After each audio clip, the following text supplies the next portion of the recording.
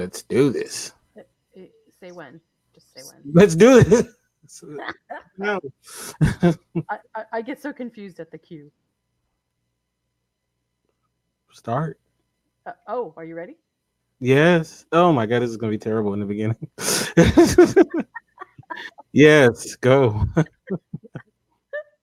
Hey everyone, welcome to a new episode of Talking the Terror.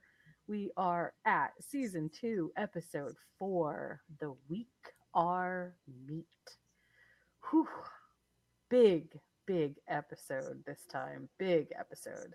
Seems to me that the terror has finally sort of hit its stride a bit in its attempt to be more horror and less historic, but plenty of history still built right into that system. So let's get to what we need to get to. With me today is Kinte. Kinte, I know you're all the way live from sunny California. How are you today? I'm doing great and I'm happy to be here and I'm always happy to be talking to you. Is it still sunny in California? It is very sunny in California. See, I think that that needs to be the next spin-off for It's Always Sunny in Philadelphia. It's always Yeah, sunny it's always sunny in California. in California. All right, so uh, let's talk about first impressions for this episode. Hmm. Uh, Overall, what did you think? What were your overall first impressions? I thought this was the best episode that has aired so far. I really enjoyed it. It moved. It had a better pacing than I think the other ones have, and I just really think that you know that this was a really delightful episode. It's interesting to me that it's taken them this long, I think, to sort of hit their stride, if you will. Um, But on the other hand, when I went back and started thinking about it, all everything that we've seen so far has been a lot of setup. But I do feel like that setup is rather important, and I have some ideas about why. In some ways, it almost feels a little bit reminiscent of what they did in Westworld in season 1, where there was a lot of setup in the beginning, and granted, there was also a lot of action, but Hmm. there was a lot of things that felt like they were perhaps superfluous, and yet then we come to find out no, nothing was. And I have a feeling that something very similar is happening here. I don't know to what extent, but this episode feels, if last episode felt a little bit transitional, this episode feels like we are fully immersed in what I would kind of loosely call act 2 of the season. um, and my overall impressions of this episode were, first of all, wow, they went places that I don't even think I've seen them go in The Walking Dead. Hmm. Just in terms of sort of visceral, gruesome horror, it was disturbing on a lot of levels. But I'll get to a couple of those in a minute. I wanted to start off with how you think Chester is doing overall. What did you think about his role in this episode?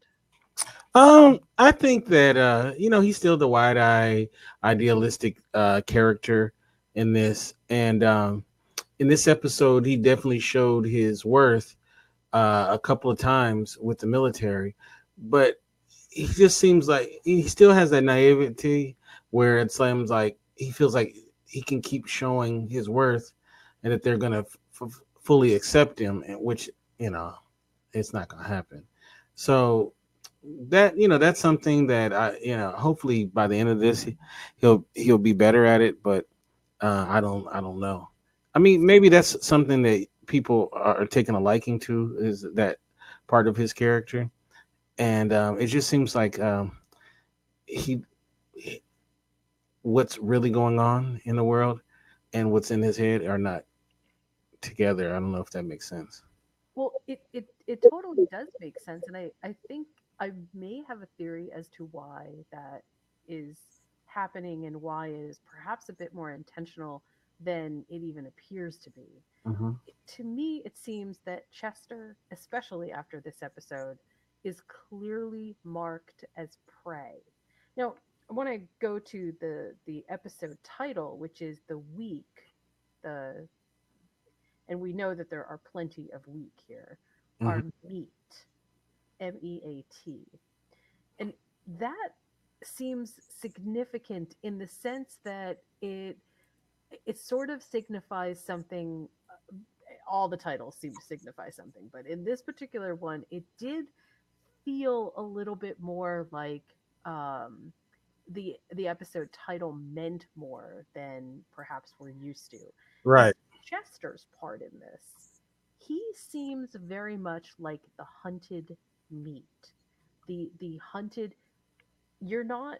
I'm not saying that Chester is not a person. I'm saying that from an entity standpoint, Chester somehow is a target. And I think the way that we know that Chester is obviously a target is he has so many near misses with the supernatural right now, but also there seems to be a very specific pattern emerging whereby Chester is the underlying catalyst for a lot of the things that are happening. So, as an example, I don't want to go too far ahead because I kind of want to go in a bit of a sequential order. But one of the things that I found most interesting was the attempt, clearly, at something to get into the tent while they were in the tent talking, and he hears something, and the guy that's with him barely responds, right? Doesn't quite see it as something as big maybe as Chester does. But when we look at the tent, it's clear that that has been slashed by something that it wasn't just a knife. There something slashed the tent. And that felt also significant, but significant in the sense that something is not just targeting, the something is targeting other than just him being Japanese. Something is targeting Chester personally, right? Did you get that? No, yeah, I definitely did. And I forgot what the excuse that his friend said it was, but it was like that was more silly than, something you know, uh crazy or something like that, Yeah, especially given their location, right? Right. It just felt very silly. You're right, silly is a good word. So okay, so I'm gonna jump just a little bit. The other big piece of this, well, there's a couple big pieces in this episode, but one of the big pieces in this episode was, as you said, Chester finds sort of a way to connect at least with his commander in a way that shows his worth. And that scene in particular, I think, was one of the best scenes that I've seen horror wise in a series in a long time, because there was enough gritty realism in it to make you feel like this absolutely is what it would have been, but also just the idea that Chester would wade into that mess, and I'm talking about the stew of bodies that was left over, and how incredibly uh what's a good word for that? I guess I'm going to say that Chester must have some kind of very strong resolve, because personally I can't even imagine wading into that. Now, the fact that he found something of worth says something amazing about Chester, but it also speaks to this kind of personal terror, a personal sense of horror, which I am now getting more and more as the episodes go on. How did you think about that? I don't know that I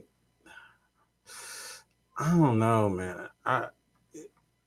I really don't know what to feel about this season. Like, this story needs to be told, right? Because it's a very important part of our history, and I want to love this, but I don't know that I love it, and I don't know. I think it's because of the structure and the way that it's unfolding is not necessarily awesome to me. I haven't gotten into it totally yet, and it's with me really trying. You know what I mean? Like I'm really trying to like love it, and I'm not really there yet. So I don't know. I don't know what to. Well, I think, I don't think you're wrong in one sense. In one sense, the story has creeped forward at a very slow pace. So, and in some ways, it's almost like they hastened the arrival of what we know to be the supernatural quickly so that we didn't sort of just tune it out and get bored and say, okay, well, there's nothing going on here. We're just going to move on, because the setup feels like it has been so long. But I will say that with this episode, it does feel to me like personally, there is, well, I shouldn't say personally, that there is something very personal about what has happened here to the characters, which again, I think connects across generation, but something it's almost like there is a line between the personal horror that's happening in the terror as we're seeing it every single episode, just with the reality of what's happening, and it's being mirrored um in a small part with the supernatural revelations. So in some ways the terror is the story of something that was terrible that happened in history. And yes, I think it is actually important to tell, very. But the other piece to this is the supernatural revelations that we're seeing. And this is where I feel like maybe the terror is a little bit, and I don't know what's going to happen, right? So perhaps it will reveal itself to be something more than, but I suspect after now we are at episode 4, it's not going to. I just don't know. Um, that supernatural element feels understated. It feels underdeveloped in the sense that what we are experiencing as the harsh reality of the Japanese internment camps is bigger than the terror that is the supernatural terror. And I think that that sort of puts the audience at an unease, because that's not what we're used to, right? Even in our horror stories that revolve around terrible places like insane asylums and gosh, we have a whole slew of them right now about convents and nuns. And as terrible as the outside world is, we're almost always in Western storytelling. We are basically reminded that the supernatural world will always be worse. There's always bigger, darker, more terrible things happening in the supernatural world that could ever take place in reality.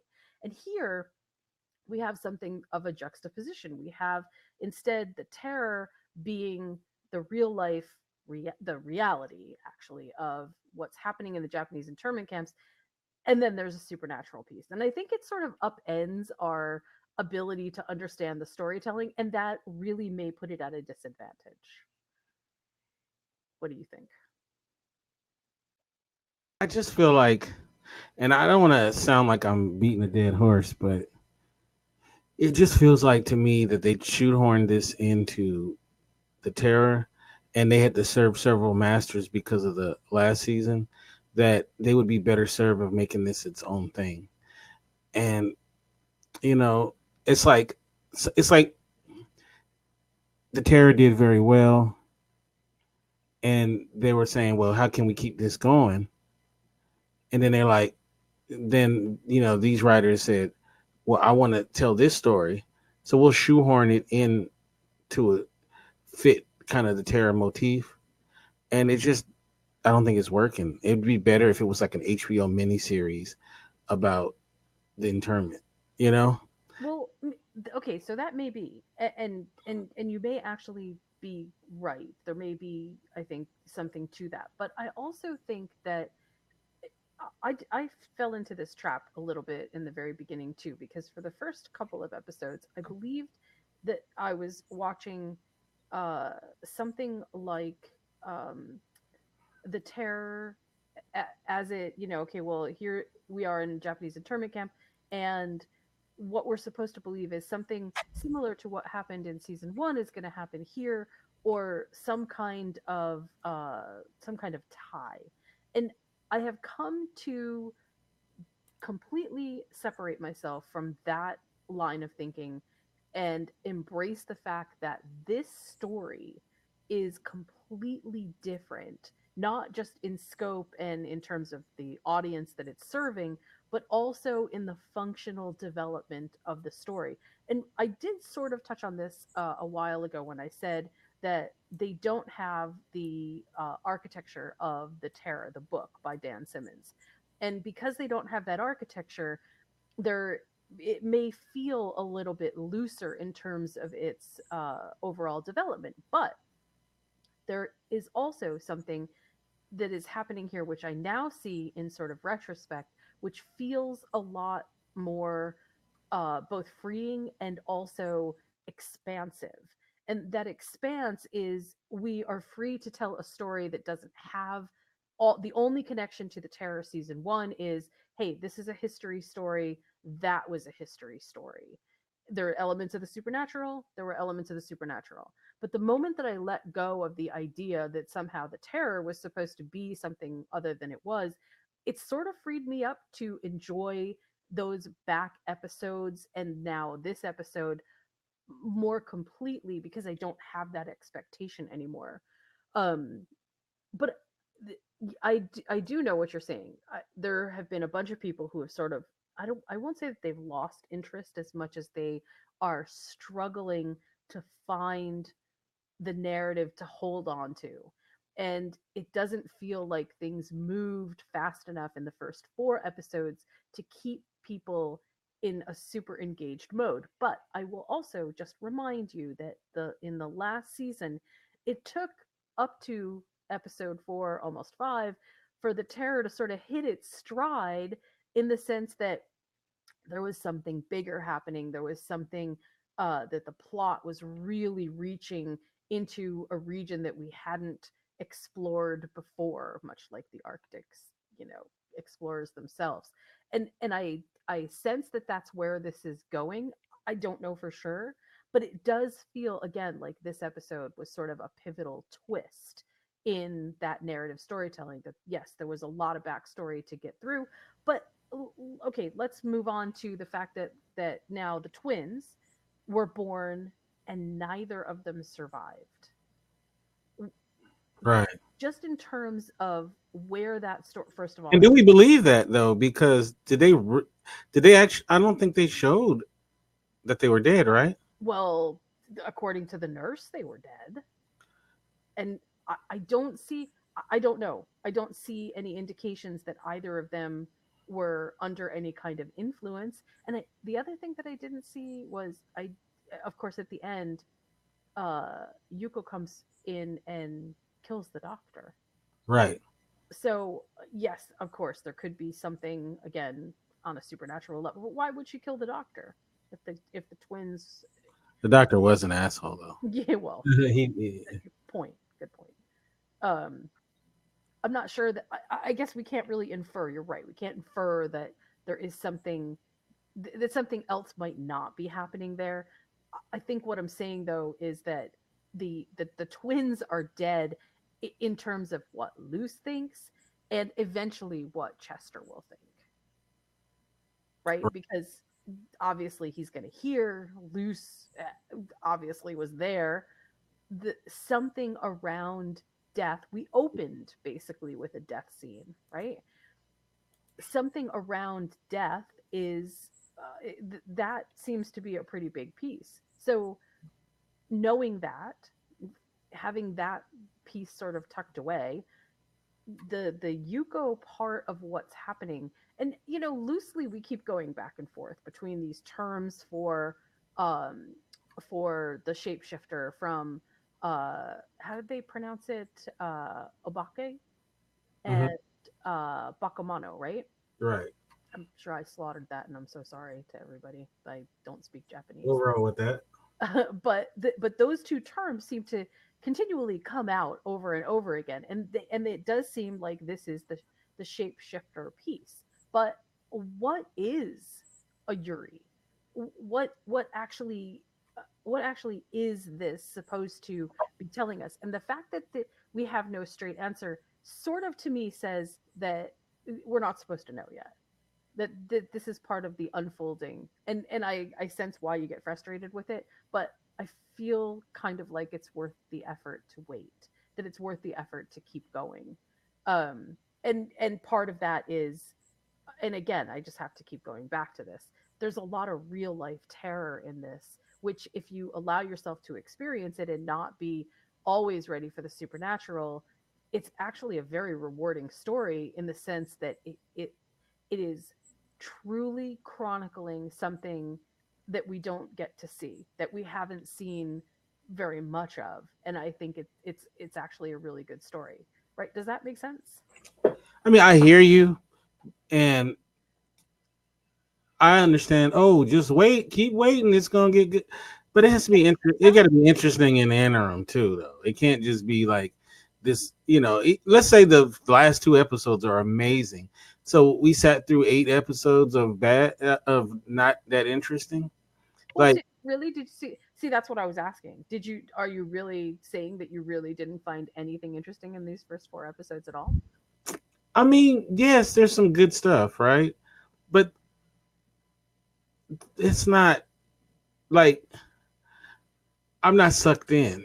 Like you know what I'm saying? Like I don't go, oh man, Monday, oh Terror Night. You know what I'm saying? I don't go like, oh man, it's Terror Night. Can't wait. It's kind of like, my feeling is when I watch it is just kind of like, okay, well, we'll see how this one goes.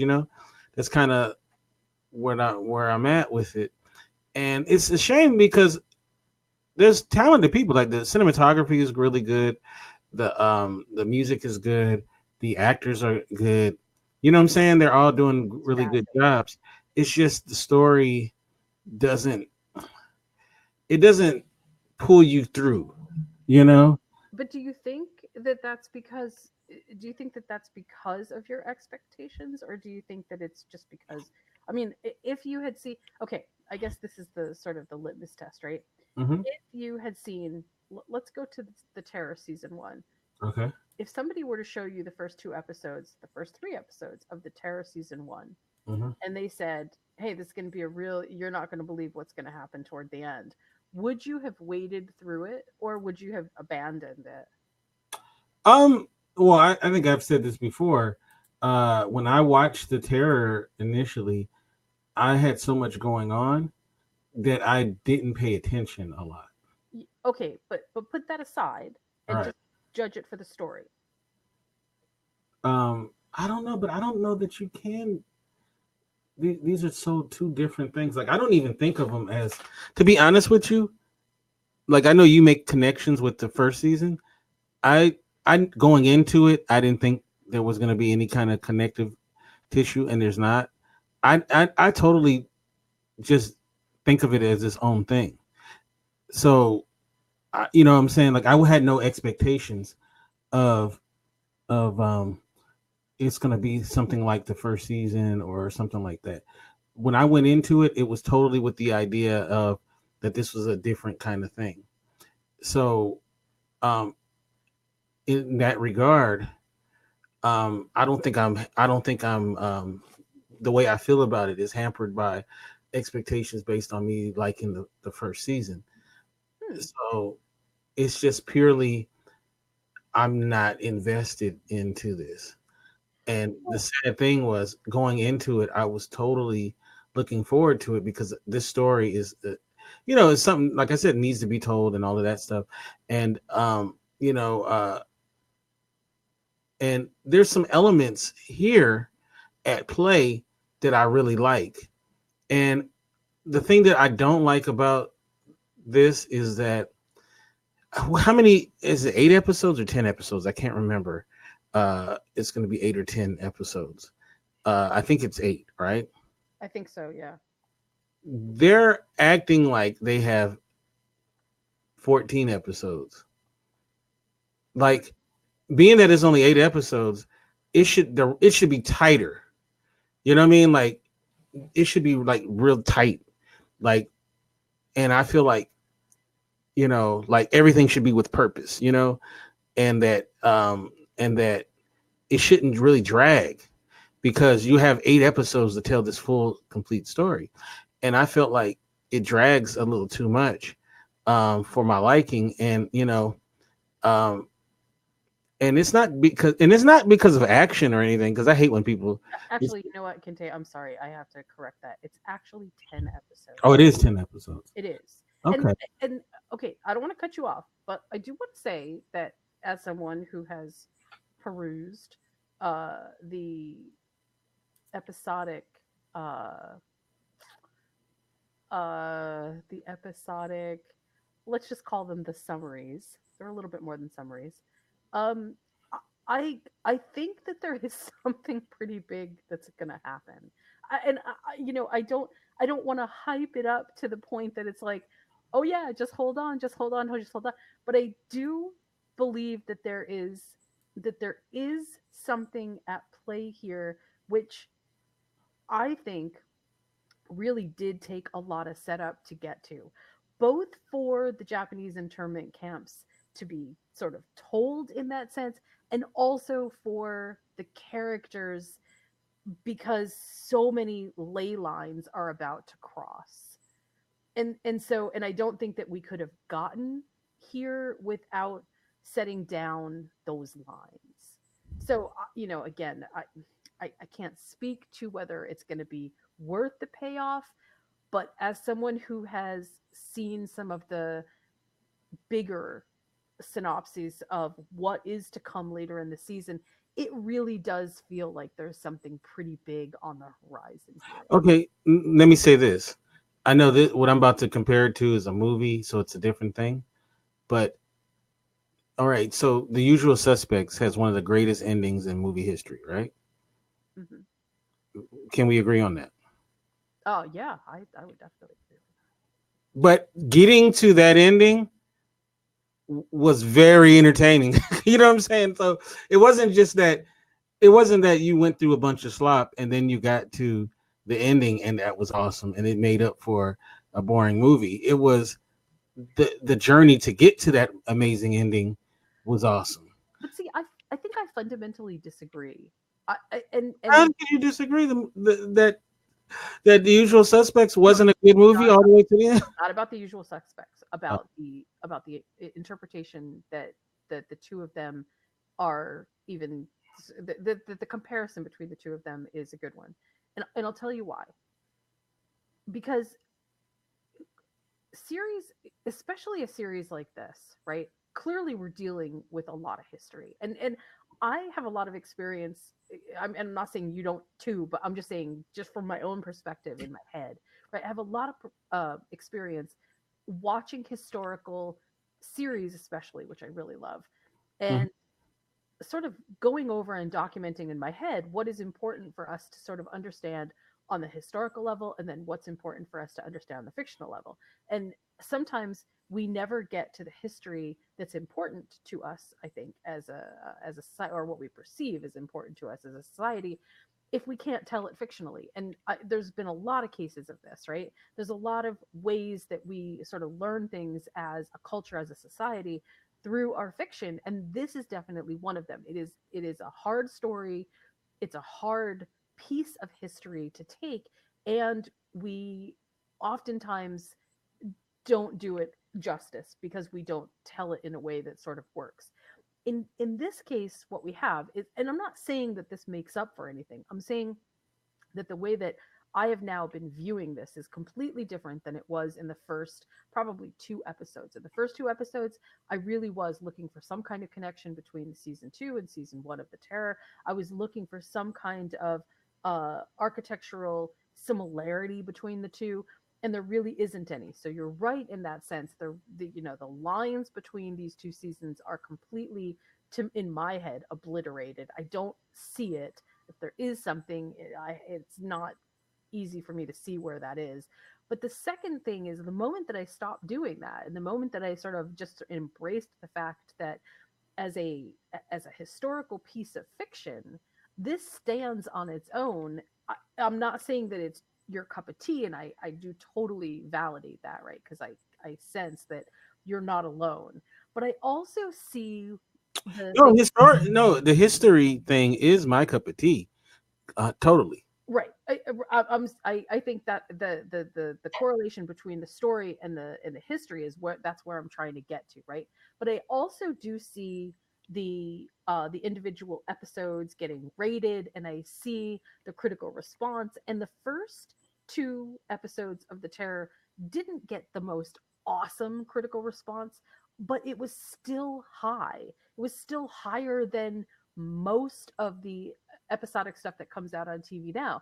And so that tells me something. It tells me that people are not just invested in it, but recognize that there is something sort of good happening here. However, I'm going to reiterate this again because I think it bears repeating. There is a disconnect here for people that are expecting to go into this series and see something similar to what they saw in season one of The Terror. It just simply isn't structurally the same kind of story or storytelling. It is very different. And again, It's a different writing and producers. They're different. They they are different. And also, there's also, yeah, I know because I always love to bring up Tony Tost because I just absolutely adore him. Um, there's also another piece to this though, and I brought it up pretty early on, and that is that we are being told a westernized story of an eastern myth, and there it does oftentimes feel like there is something lost in translation when we westernize eastern mythology. It is sometimes very difficult for us because we don't pick up on the small cues, because things have to be brought to our attention very clearly, because we won't see them, because we don't pick up on the symbolism, because we're not seeing some of the things that somebody in an Eastern society would pick up on immediately, because it's just not our culture. So we just don't quite get it as innately. But having said all of that, right, I still stand by my assessment that the weak are meat is first of all, I think it's the strongest of the episodic definitely. so far, but it also has a perceptible shift to the personal sense that Chester is prey and being hunted like meat, and that the rest of the world is, for whatever reason, being similarly treated as just meat, not humans, not, it's just flesh. It's not, there is something almost terrifying about that kind of objectification. The fact that and again, I go back to when the twins died. When the twins died, the lack of urgency by the doctor felt absolutely horrifying. I mean, as a mother, I was absolutely horrified. And even the nurse who was in the room was absolutely beside herself. Why aren't you doing something? So that piece definitely felt like the sort of the end quality to what had been an entire episode focused on personal a personal sense of terror. I think we can also see that there was another scene in this episode where Luce is sitting at the table, and she's trying as desperately as she can to connect to the patriarch of the family.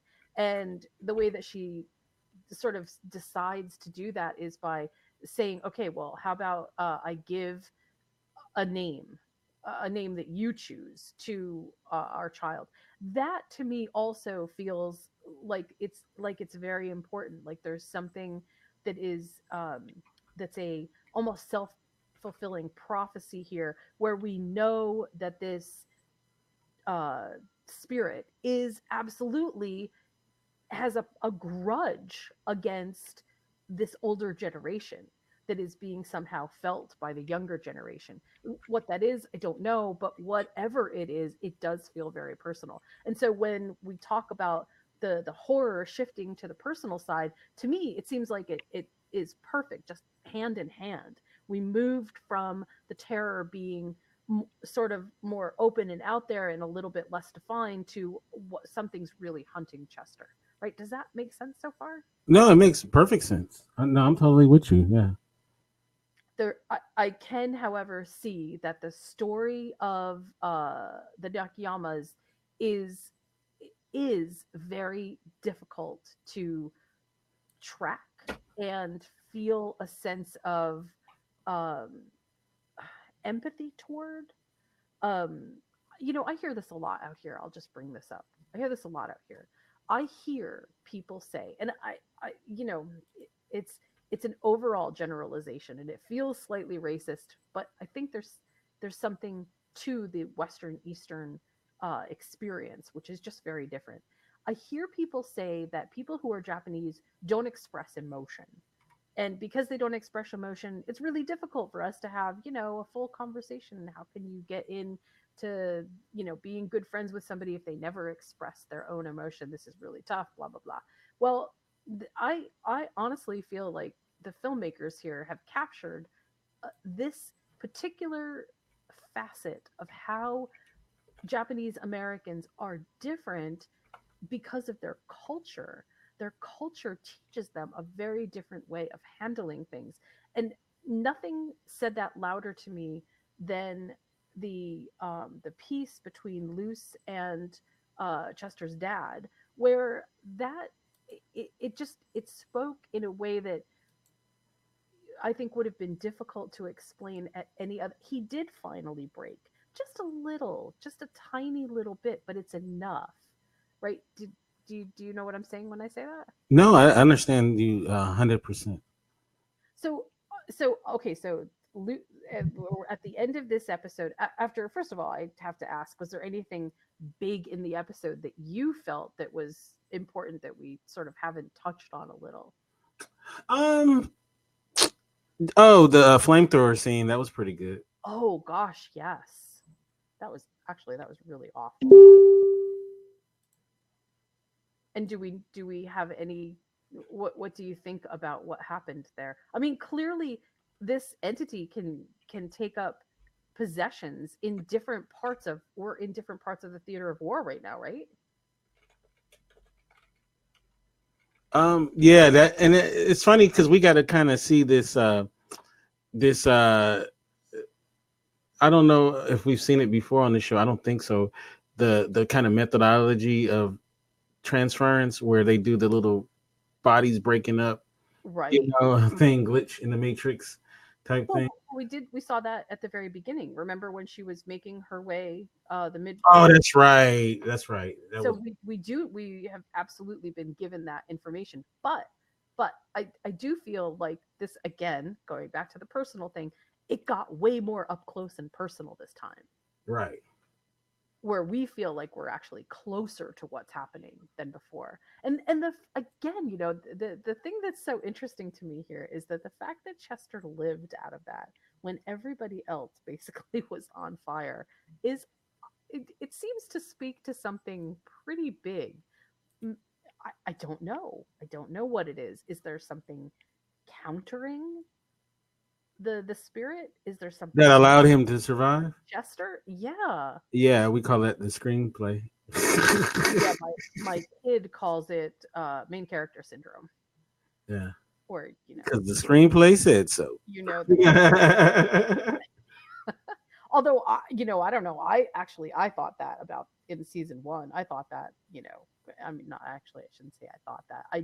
I actually was really surprised to see that that that the deaths that did happen happened the way that they did, because they led us to believe pretty succinctly that those characters would be the main characters, and they really weren't. So it's interesting. It's very interesting. In this case, though, I think we're pretty safe to say that Chester probably has some more to go in this season. Um, I agree. I'm pretty sure. All right, so the doctor at the end dies. We see that long-awaited reveal that we've been seeing in all of the trailers and the teasers of Yuko revealing herself in the mask. And I don't know about you, but that, to me, that was, I don't know why that was so scary, but that was really scary to me. The chubby face mask. Yeah. I mean, it's called a, what is that called? That Japanese celebration is called, um Oh, there is a name for this, and I cannot believe I don't remember what it is. Um, an Obon? I I can't. don't know. I have no idea. Yeah, I'm pretty sure that it's called an I'm not Obon. that cool. I don't know. Yeah. Well, I live in Hawaii, so yeah, I Oh feel like yeah, you should you know. never know, right? We're gonna kick you out. Um, and it actually is a celebration of the dead. And I don't know. Like I said, there was something so terrifying about that sort of reveal. I'm trying to place exactly what it was that was so scary, but I don't know. Did you feel the same way? Heck yeah, that's freak. Man, if I woke up and I saw that thing, man, I'd freak out. I'd probably end up dying from the freak out.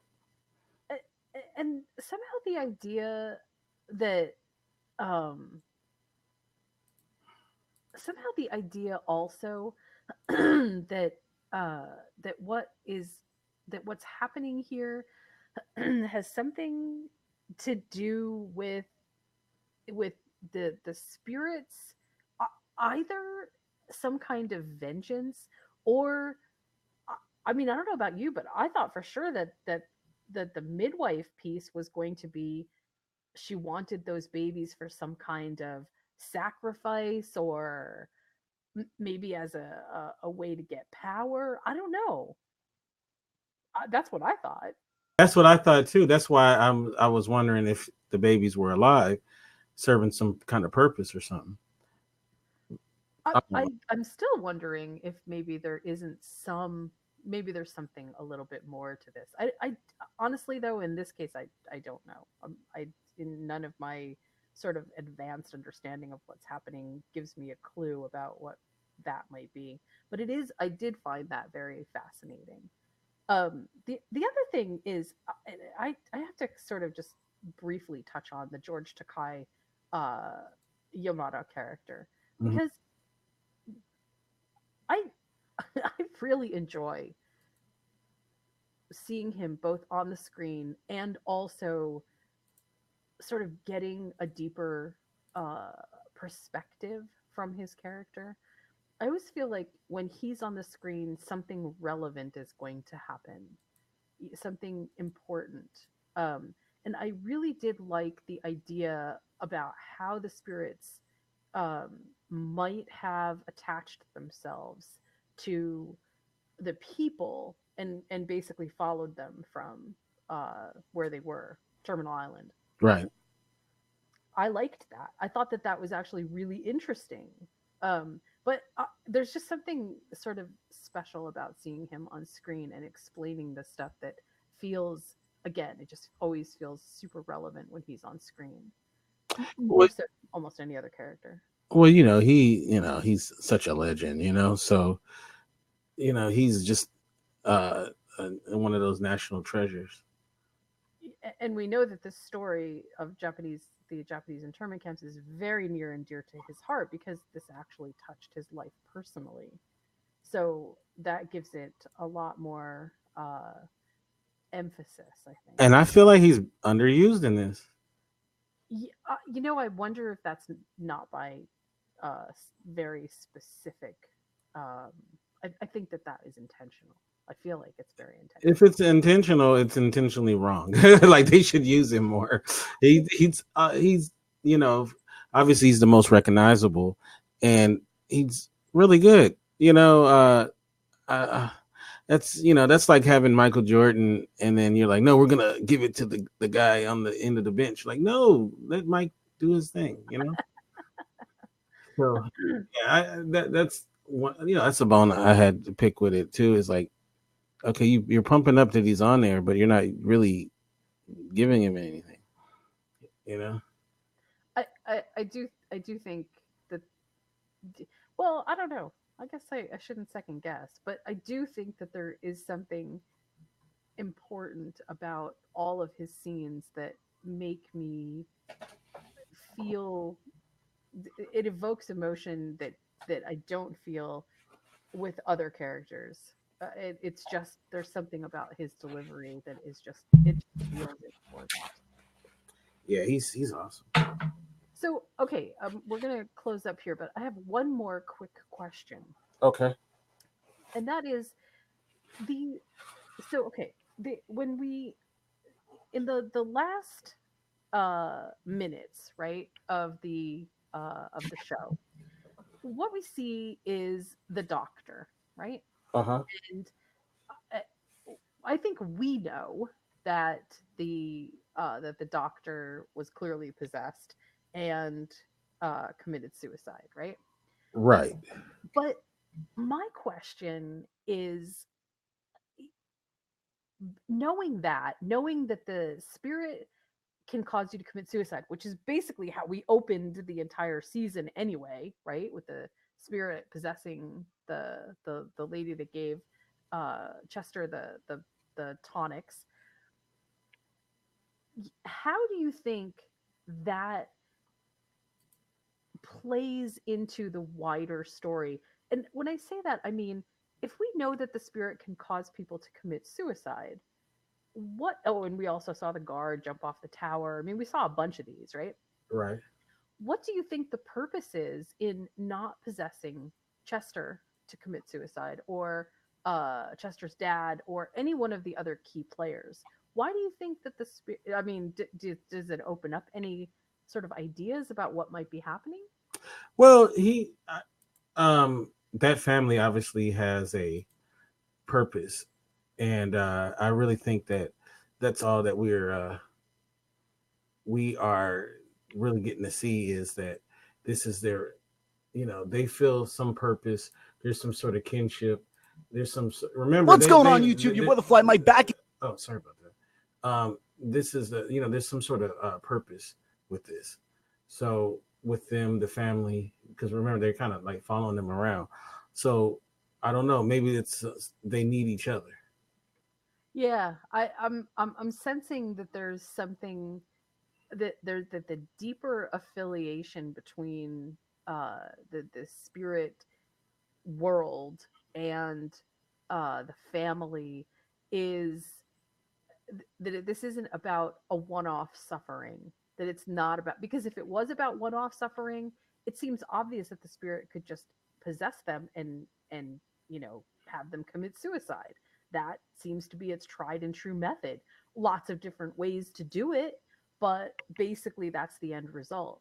And so that's again that it sort of speaks once more to this idea that there is some kind of very personal horror happening here, which hasn't revealed itself up until now. So Right. I'll, I, as always, my views of what is happening season wide, I mean, clearly it changes depending upon what we see. Nothing is sort of written in stone. What I notice and what you notice could be two very different things for very different reasons. But I think that where you and I both converge and then move off is I actually am still very much enjoying this. I think, and I don't mean that that you're not enjoying it. I mean, I'm really enjoying it as a sort of a tale of two pieces that are coming together, and I do enjoy it just for that. But I did have to let go of some things. For you, I think, and tell me what you think here, but it does seem like it's sort of getting too thin. Very much so. Yeah, I get that sense. I do actually get that sense online too. So I'm excited to see what happens next episode. Hopefully there'll be a little bit more meat on the bones, and we'll take it from there. How can people find you on social media, Kinte? I caught that too. That was pretty cool. Yeah, I You can get me at Kente F on Twitter, and you can get me, Kente Ferguson, on Instagram. And of course, the website is indieradio.org. How can they get you? And you can find me on Twitter at following bliss1, and you can also find me at either of my websites, moviesmakethemeal.com or criticallaughs.com. So until next week, let's see what happens. All right.